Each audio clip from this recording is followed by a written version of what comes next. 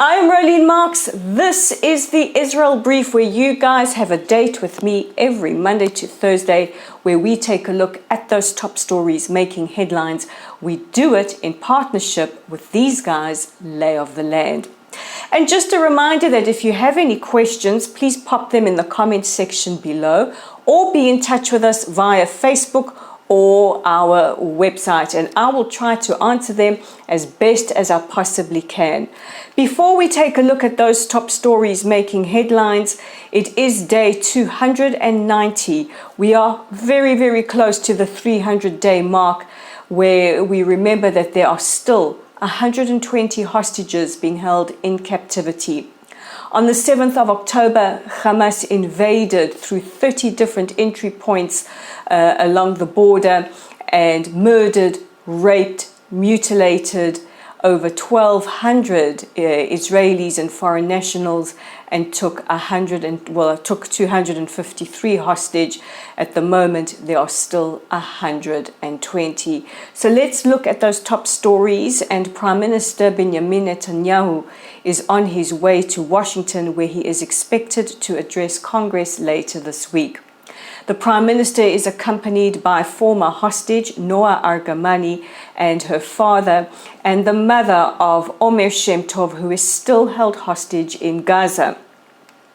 The Prime Minister, before he departed, had some words to say following the shock stepping down of President Biden, who announced last night that he will not be running in the upcoming presidential election. It is expected that he will be replaced by his Vice President, Kamala Harris. The Prime Minister said that regardless of who the American people elect, Israel will stand by and work with whoever is elected as the irrefutable and strongest ally. Also thanking President Biden for his dedication to Israel and for his support have been former Prime Minister Naftali Bennett, Defense Minister Yoav Gallant, the head of the National Unity Party, Benny Gantz, the President Isaac Herzog also thanked the President for being an unwavering friend of the State of Israel. And of course, we will bring you news from Prime Minister Netanyahu's address to Congress as soon as he has given it. Over the weekend, in the early hours of Friday morning, Iranian-backed Houthis fired a drone towards Tel Aviv. Now, the drone that took 10 hours to make the journey from about 2,000 kilometers away was spotted about 6 minutes away from its target in Tel Aviv and wasn't intercepted due to human error. This is currently being investigated by the IDF.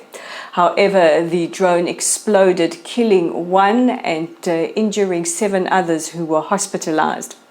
The Houthis have fired over 220 projectiles towards Israeli sovereign territory, many of them towards Eilat, but this is the furthest into the country that they have been able to reach. The IDF said they believe that this was an upgraded Iranian drone. Now, Israel has responded with a massive retaliatory strike on the Al Hudaydah port in Yemen, and the Al Hudaydah port, which saw a massive explosion and fire, is not only a strategic port as far as shipments are concerned, but also is where it is believed that many so-called humanitarian shipments, but actually that are the cover for military shipments and military transports, is a very, very strategic target. Some of the footage shows the strike on Al Hudaydah, which Defense Minister Yoav Gallant said could be seen all around the Middle East. And I think what he meant by that was that the message is quite simple. If you attack Israeli sovereign territory, we will respond and respond hard, and the ramifications will be felt across the Middle East. But the official state of Israel social media said that, 220 projectiles have been fired at Israel and enough is enough. The Houthi leader has responded by saying that they will respond to Israel's strike, and Israel will now be a target without the respect of the rules of engagement. They said they will not be abiding by the rules of engagement. Prime Minister Netanyahu said that the strike on Al Hudaydah was proof of Israel's power of deterrence. Defense Minister Yoav Gallant spoke to his American counterpart, the Defense Secretary Lloyd Austin, who said that America's support for Israel's security is ironclad.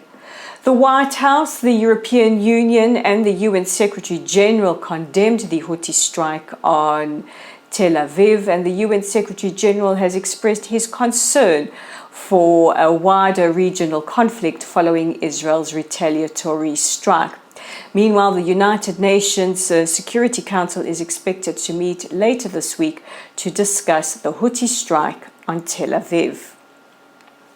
Earlier today, we received the heartbreaking news that two hostages, Alex Danzig, who turned 76 in captivity yesterday, and Yagev Buchstav, have been murdered or have been confirmed to be dead in captivity. This was confirmed by the IDF earlier today. Buchstav was taken from Kibbutz Nirim on the 7th of October, and Alex Danzig, who was an expert on the Holocaust, was taken from Kibbutz Nir Oz. Israel's Holocaust and Memorial Yad Vashem put out a statement earlier today mourning the loss of their beloved friend and colleague. Meanwhile, yesterday I was part of a small group of journalists who were invited to the Israel Intelligence Commemoration Center to view some of the evidence that has been captured in Israeli territory on the 7th of October, and as well as Gaza. And there is a lot of evidence, including some of the horrific footage, which I'm still trying to process, as well as documentation, weapons, vehicles that were used.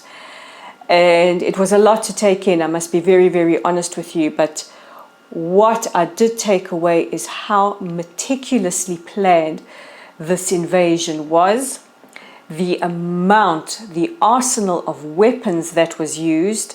I don't want to hear anybody saying that the people in Gaza are defenseless, because the types of weapons that were used to invade and murder people on the 7th of October is beyond comprehension. But I got a very, very chilling glimpse into the levels of incitement and hatred that is pervasive throughout society in the Gaza Strip. The books, the volumes of Hitler's Mein Kampf translated into Arabic, the horrific incitement calling for the elimination of the Jewish people, the extermination of the Jewish people, the orders of operation given on the 7th of October. It's absolutely staggering. And of course, the overwhelming evidence of UNRWA complicitness on the 7th of October. I am still trying to process it and will hopefully speak more about it at a later stage, but it was absolutely chilling. The evidence has been presented to Israel's allies, and if you cannot see what we are dealing with by now, all I can think of is you are either willfully ignorant or you are harboring a deep-seated hatred. That is the only excuse I can think of for anyone who is denying the level of planning, the level of hatred, and the level of incitement coming from Hamas, other terror organizations, and that has been filtered down into society in Gaza and the West Bank. And finally, earlier today, Israel's Olympic team departed for Paris, where they will participate in the Olympics starting on Friday. President Herzog wished them everything of the best and called it a national mission. And of course, we are standing behind Team Israel now more so than ever. Israelis have very, very painful memories of what happened at the 1972 Olympics, when 11 athletes and coaches were murdered by Palestinian terror group Black September. And over the last few days, similar threats have been made to the Israeli Olympic team, as well as the flag bearers who have been threatened with murder, and threats about committing a second Munich have been made to the team. The Shin Bet, as well as other security, will be bolstered around the Israeli Olympic team as they compete. And the French Foreign Minister, Stéphane Séjourné, said earlier today that calls for the exclusion of Israel are dangerous and irresponsible, and that the Israeli team is welcome in France. So now on to the question of today, and it comes from Brenda Trope, who asks, what do I think of a Trump presidency for the state of Israel? Well, just to echo Prime Minister Netanyahu's words that, America is our strongest ally. We have an unwavering and ironclad covenant and bond with the United States of America. And it doesn't matter who is elected, we will make sure that those bonds remain intact. And also, just on that, the Israel brief is non-partisan. We do not endorse any candidate, whether it be in the American elections or the Israeli elections or wherever they are around the world. Our focus is to bring you the news in as impartial and balanced way as possible, and to stay away from the partisan politics. So I hope that answers your question, and I guess the American people will decide at the ballot box, and we will see whoever is elected, how we will work with that particular president. And that brings us to the end of today's edition of the Israel Brief. Please don't forget to check out our website at www.layoftheland.online, our Facebook page at Lottel's site, our YouTube channel right here at the Israel Brief, and we are on X at Lay of the Land 5. So if you like us, like, share, and subscribe. Take care of yourselves, take care of each other, stay safe, and I will see you again tomorrow. Bye for now.